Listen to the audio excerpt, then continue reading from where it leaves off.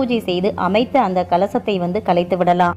கலசத்தை நம்ம எப்படி கலைக்கணும் அப்படின்னு பாத்தீங்கன்னா, முதல்ல கலசத்தை வடக்கு திசை பக்கமா கொஞ்சமா நகர்த்திக்கிறங்க. கலசத்துல இருக்கக்கூடிய அந்த தண்ணீரை செடிகளுக்கு ஊத்திடலாம். அதுல வச்சிருக்கக்கூடிய அரிசியிலிருந்து ஒரு கைப்பிடி அரிசியை எடுத்து நீங்க சமைக்கக்கூடிய அரிசியோட கலந்து வச்சுக்கிறீங்க. மீதம் இருக்கிற அரிசியில பாயசம் செய்து நைவேத்தியமா படைச்சிடலாம். அல்லது இனிப்பு பண்டங்கள் ஏதாவது தயாரிக்கணும்னா அதுக்கு பயன்படுத்திக்கலாம். இதே மாதிரி தேங்காயும் இனிப்பு பண்டங்கள் தயாரிக்க நீங்க பயன்படுத்திக்கலாம். கலசத்துல இருக்கக்கூடிய அந்த நாணயத்தை உங்க வீட்டு பணப்பெட்டியில எடுத்து வச்சுக்கிறீங்க. இதனால பாத்தீங்கன்னா பணமானது பல மடங்கு பெருகும் அப்படின்னு சொல்லப்படுது.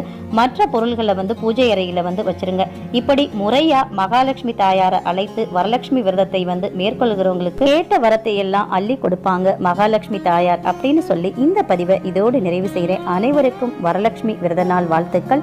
அடுத்த பதிவில் சந்திப்போம். அதுவரை உங்களிடமிருந்து விடைபெறுவது உங்கள் பாலா. நன்றி, வணக்கம், வாழ்க வளமுடன்.